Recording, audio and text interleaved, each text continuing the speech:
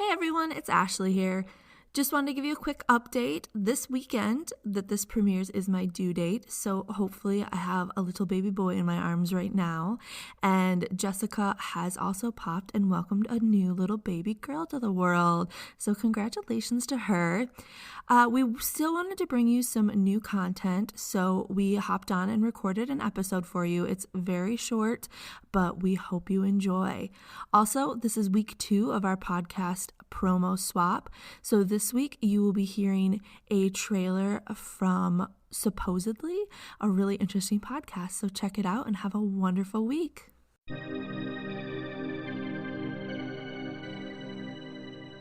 Hey, welcome to Supposedly. I'm Rue. And I'm Jessie, and we're going to be telling you some interesting, creepy stories today. So Rue and I kind of decided to make this podcast after quarantine. Every week we've been getting on Zoom, talking to each other about some creepy things, watching episodes of paranormal shows together. So during one of our Zoom encounters, we were talking about a bunch of creepy stuff and said, hey, why don't we turn one of our weekly get-togethers into a podcast? And here we are. Because that's the one thing we can do across the ocean.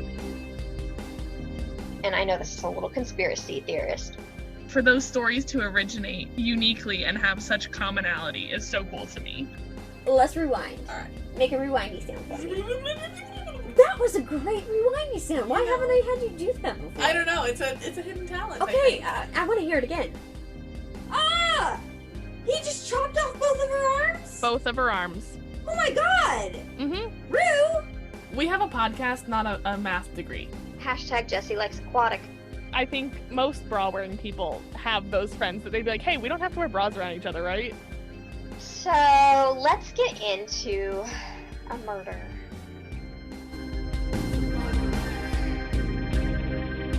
Join us next time on Supposedly!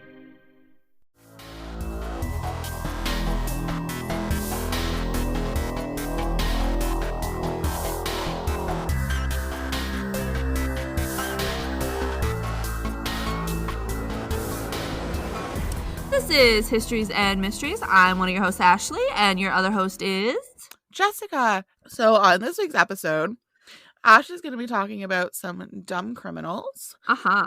And I'm going to be doing my second part series on the Romanov family. Yay. Yeah, I figured I'd lighten it up because we've had some pretty heavy stories lately. Yes. So this one's not going to be super long, but it is hilarious. So yeah. I got my information from BBC News 4 Stories, Syracuse.com, TimeMagazine.com, and New York Post. Cool. And I have like several stories. So there's like 4, I think. Okay. So the first story, our story starts with one fateful night where this poor little guy named Dirk was hanging out, minding his own business, just living life, doing cool kid shit. When out of nowhere, 2 drunk people broke into his home and kidnapped him. Oh, all right. His kidnappers were so drunk that they fell asleep, leaving our little Dirk all alone in their apartment. He had no idea where he was or how to get out, so he was forced to just sit and wait for them to wake up from their drunken naps. Oh, lovely. When his captors awoke, they were shocked to see poor Dirk sitting in their apartment. They didn't remember anything. Oh, no. So they tried to feed him, give him a shower, but they knew they couldn't keep him. So Can we keep him as a pet, please? But they didn't want to get in trouble, so they decided their best course of action would be to dump him in a local canal all on his own. What? Thankfully, some people saw them dumping little Dirk and called the police. The police rescued Dirk and brought him back to his home at SeaWorld. Did I forget to mention that Dirk's a penguin? Yeah. Okay. Dirk's a poor little penguin. Aw. I have it written in here. I literally wrote, did I forget to mention that they stole a freaking penguin? Yes, you did. I did that on purpose. I kind of figured. So apparently these 2 people got drunk, broke into SeaWorld. This was in Australia.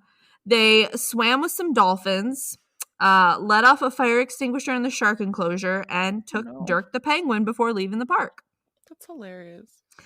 All of the animals were fine. Like, no harm came to anything. So, but can you imagine waking up and there's a freaking penguin in your apartment and you don't remember how it got there? No, but imagine being that drunk that, like, you can't remember swimming with Right. dolphins. Yeah. Like, what's the point? Yeah. So apparently they had like a buddy that worked at SeaWorld and let them in all their drunkenness. So the two drunk tourists, I would also like to say they were tourists of Australia and they were not American. Issued a letter of apology and were fined by the Australian government. The judge said to them, first of all, that they were lucky, because they could have gone in an enclosure that would have, killed them. Like with the sharks. Right. And he also said, quote, maybe next time don't drink so much vodka. Yeah. So that was story 1 of Dirk. Now we are going to take a journey to Western New York, the state of. Okay. Where Matthew, 34, James, 35, and Tim, 23, were... Wow, I set that up real bad. Okay, let me start that over. We're now going to take a trip to Western New York State on Mother's Day 2015 at 6:30 a.m. when Matthew, 34, James, 35, and Tim, 23, thought it would be a great idea to rob a Build-A-Burger and ice cream. Okay. They got away with, are you ready for this? Yes. $29. Some surveillance system parts, and a 10-pound bowl of macaroni salad. I mean, macaroni salad is pretty dope. I personally like some right about now, but yeah, macaroni salad actually sounds amazing right now. It's so good. You've had some? You've had it? Yeah. Yeah. So good. Okay, so the police were called and they were led right to the criminals because as the criminals were getting away, they were eating the macaroni salad. And they left a trail of macaroni salad from the restaurant to their hideout. Oh, no.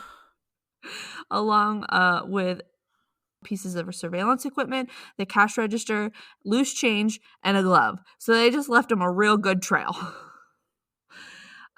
Apparently they were taking turns eating the salad as they walked down a nature path that led from the back of the restaurant to their hideout. Lovely. They were charged with burglary in the 3rd degree, criminal mischief in the 3rd degree, and grand larceny in the 4th degree. Tim was also charged with criminal possession of a controlled substance and criminal possession of a hypodermic instrument. So obviously, I mean, they had to be on drugs to be that, like, you got $29 and some macaroni salad. Like, the restaurant thanked the community for their support after the incident and joked, "It looks like Deb will be making 10 times the amount of macaroni salad from now on." Oh. Our next story brings us to Florida. This is my favorite story. Oh, I was going to say, this has got to be good. It's Florida.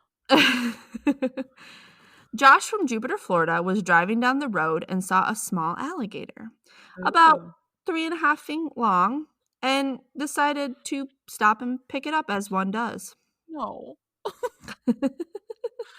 And like 3.5 feet doesn't sound like huge, but like 3.5 feet of alligator is ginormous. Yeah, and like pure attitude. Yeah. He then stopped at a gas station where, according to the surveillance footage, he was acting really suspiciously. He exited his vehicle by pulling himself out of the window of his door instead of opening the door, probably because he had a fucking alligator inside. Yeah. So he then, after hitting the gas station, decided that he wanted to go to Wendy's. Okay. He went through the Wendy's drive-thru, ordered some food, some drinks, and then the worker handed him his drink, and he threw the alligator in the window. What? He threw the alligator in the Wendy's drive-thru window. Why? So there's some reasoning behind this. He actually has reasoning? He thought it was just a joke. He was charged with aggravated assault with a deadly weapon with intent to do less than murder, which is a third-degree felony. Jeez. He was also charged with taking or attempting to take an alligator, which is apparently illegal in Florida. And the penalties are up to 5 years in prison, a fine of up to $5,000, probation up to 5 years, and restitution. He said it was just a stupid prank, but the judge was not buying it. The judge said that this was one of the most bizarre cases in his 25 years on the bench, and he is retiring in June, so it may be his last. Jeez. But the judge said this type of thing is not a prank, it's a crime. Because, like, someone could have got seriously hurt. Yeah, no kidding. He was sentenced to 1 year of probation, a $500 fine, 75 hours of community service, and denied the defense's request to keep the convictions off his record. He also had to stay away from Wendy's. He couldn't have Wendy's anymore. Good. Yeah, no, like, what if even the alligator got hurt? Right, Like, exactly. poor little animal. It could have been a baby. Yeah. So they talked to his mom and dad, and here's how you can figure out why he felt he could do that. His mother said it was just a stupid prank that he did, and now it's turning into this. It's stupid. Of course. His mother told WPTV, he's a prankster. He does stuff like this because he thinks it's funny. Oh, my goodness. His father said he was a good kid who was honest and respectful, and, quote, he always had a pet lizard. I guess he just didn't think anything of it. Oh, what? My gosh. Apparently he idolized Steve Irwin, who I think would be ashamed of him. Yeah. And so I wrote in here, and that, my friends, is why I am sure we haven't heard the last of Josh, because his parents coddle him. Yes, just a little bit. Yeah. And don't worry, the gator was fine, and he was released back into the wild. Good. And then my last story is in Baltimore, Maryland. Daniel, 55, got into an argument with his wife after she took a bite of his grilled cheese sandwich. So after they argued, he went into the basement and she started to cook dinner. In the middle of cooking, she heard a gunshot from the basement. She went downstairs to check on him, probably thinking it went off accidentally, and found him surrounded by guns. She apparently thought this was normal and just went back upstairs. All right. He then fired 3 more shots into the kitchen from the basement. So she finally fled with her teenagers and called the police. A standoff ensued after he barricaded himself in the house. The police sent tactical canine and hostage negotiation teams to the scene. And after 3 hours, Daniel surrendered to police and was promptly arrested. After they searched his house, they found 15 firearms, 4 were loaded, and 1 was just sitting inside the front door. He did have prior assault convictions, shocker, shocker, so he was not allowed to own any guns. Oh, of course. He was charged with attempted first and second degree murder, first and second degree assault, reckless endangerment, and various firearm violations. And all of this started because his wife took a bite of his grilled cheese sandwich. Oh my goodness. And that was my short and sweet dumb crimes. I apologize. That was a little shorter than I had anticipated, but that's okay. I think mine's going to be fairly short too, so. Okay. Sorry, everybody. But we've had some long ones. Yeah, so I'll give you a little break. Yeah. I mean, you don't always like listening to us, I'm sure, so. I'm sure sometimes we drag on and on. Yeah, we have our little tangents. It's fine. Well, those are funny. I liked the penguin one. I think that was my favorite. Yeah, I think the penguin or the alligator one's my favorite. Yeah, just like the little penguin just chilling in the living room, not really know what he's doing. Poor Dirk. Oh, so funny. All right. So I'm going to go back. I'm going to jump into my Romanov part 2. Okay. So last week, just to recap, we talked about the beginnings of our Nicholas II, who was the last Tsar of Russia, Anastasia's father. We talked about the Russo-Japanese War and basically how Russia could have handed Japan their ass, but they just weren't prepared and they just went guns a-blazing without actually planning anything. Yeah. So they got their asses handed to them. Right. And basically this started the Revolution of 1905, which is Bloody Sunday. So the Revolution of 1905 ran in accordance with the devastating defeat of Russia to Japan.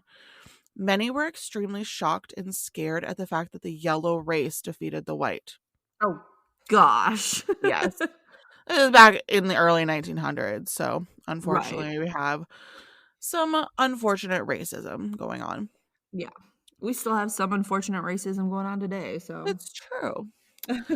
Violent strikes originated in Moscow and eventually made their way to St. Petersburg. Workers on strike were violently thrown from their places of work with whips, bayonets, and rifle butts. Holy crap. Yeah. However, the Russo-Japanese War was not the only cause for such riots. Workers faced poor working conditions and worked an average of 11 hours a day. Wow. And they worked 10 hours on Saturday. Oh my gosh. Yeah. Little concern was also shown for a worker's health and safety, so there was a lot of reason to be upset. Yeah. In 1905, a protest of 150,000 people, led by Orthodox priest Father Gapone, took to the cold and snow-covered streets of St. Petersburg to protest about their lifestyle. Gapone and his fellow Russians were not anti-Tsar. In fact, they were dressed in their Sunday best. They carried icons and banners and portraits of the Tsar, and they sang hymns and songs declaring their support for him, whom they affectionately called their little father. So, like, they didn't hate Nicholas. It's just they were upset and they just wanted their voice to be heard. Mm-hmm. With Nicholas gone from St. Petersburg, where this march was happening, the Imperial Guard decided they had no other choice than to put down the protesters. More than 100 marchers were killed and several hundred were wounded. Wow. Yeah. Like, how insane. Like, this peaceful little march, and then you're just gunning these people down for no reason at all. That's insane. Yeah, it's so stupid. Like, just shoot first, ask questions later, I guess. Yeah. A first-hand Europe is wild. Europe is wild. Like, we can like, if you didn't listen to our Christmas episode, yo, go listen to that shit. Yeah. Europe is wild. Yeah. Europe is wild. A first-hand account of the massacre spoke of the pools of blood on the white snow, the whips, the whooping of gendarme, the dead, the injured, the children shot. Wow. And this became known as Bloody Sunday, which sparked the 1905 revolution, whereby strikes spread across the country and mutiny throughout the army and navy. So it was a very unfortunate time. Yeah, sounds like it. Upon Nicholas's return to St. Petersburg, he had only two choices. He could use aggression and force to put an end to the rebellions. However, he couldn't fully trust the military, so he came up with another option, which was the October Manifesto. Okay. The October Manifesto, in turn, granted freedom of conscience, speech, meeting, and association, and the end of imprisonment without trial. This, however, isn't that great? Yeah. Like, instead of responding with violence, like his Imperial Guard did, little shitheads, he's like, let me come up with a peaceful approach that will hopefully be beneficial to everybody. Yeah, yeah. So he wasn't all bad. This, however, was not enough for the protesters, and so Nicholas created a new type of government, which he called the Imperial Duma. Ooh. The first Duma was formed in the winter of 1906 because Nicholas was forced to grant a constitution and establish a parliament. Okay.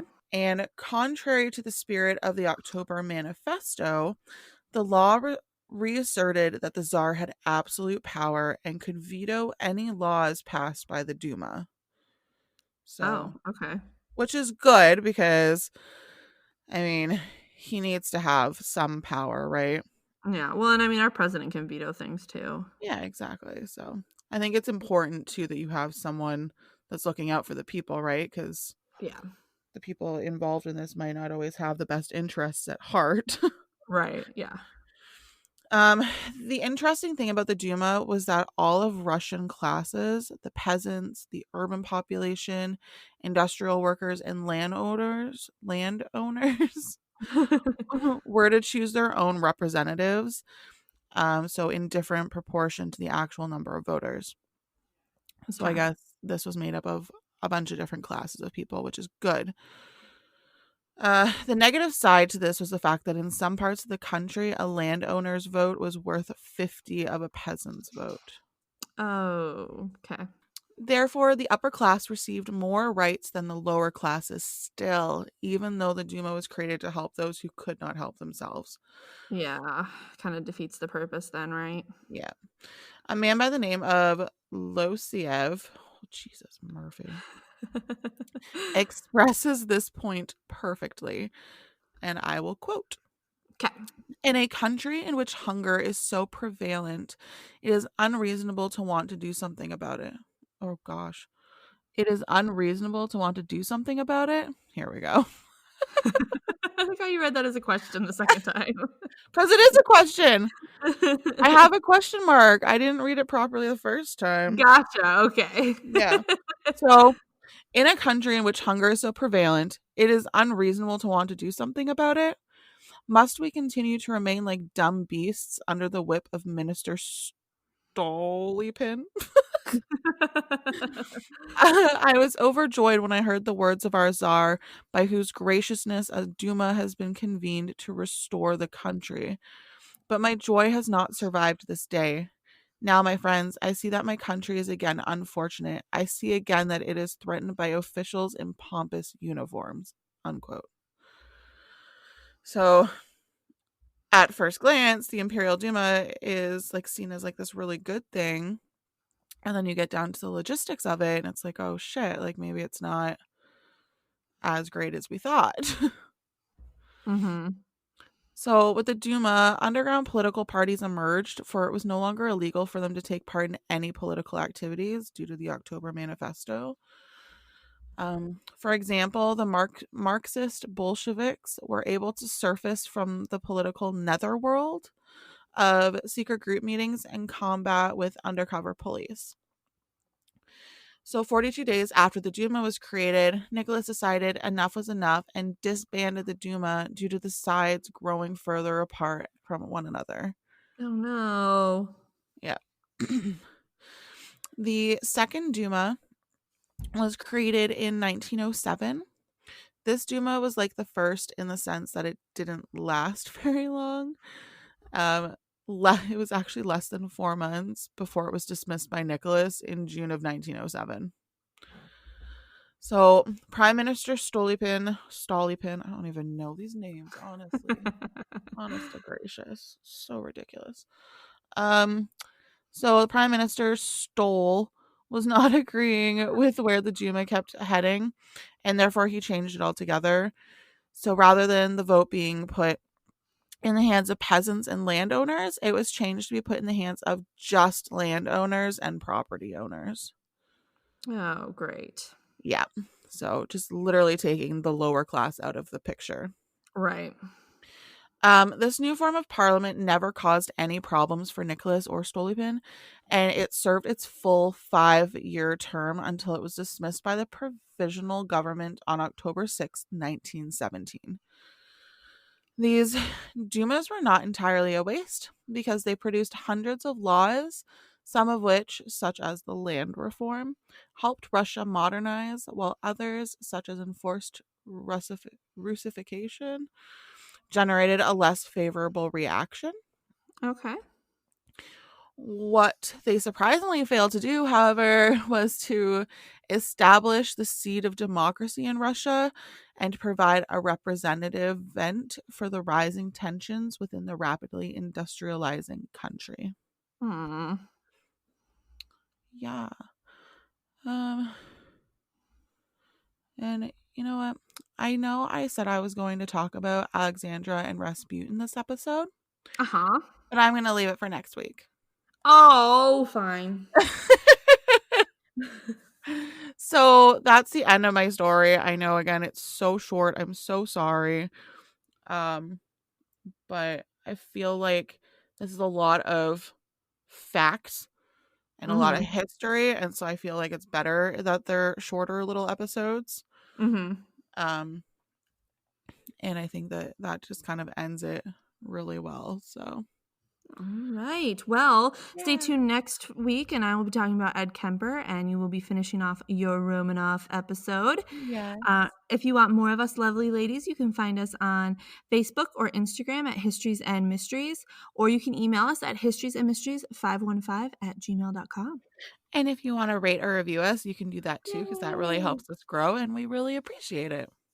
Yeah, so thanks for tuning in, thanks for tuning in, everybody. And again, sorry this episode is so short. Hopefully you will forgive us and tune in next week. Have a great week, guys. Bye. Bye.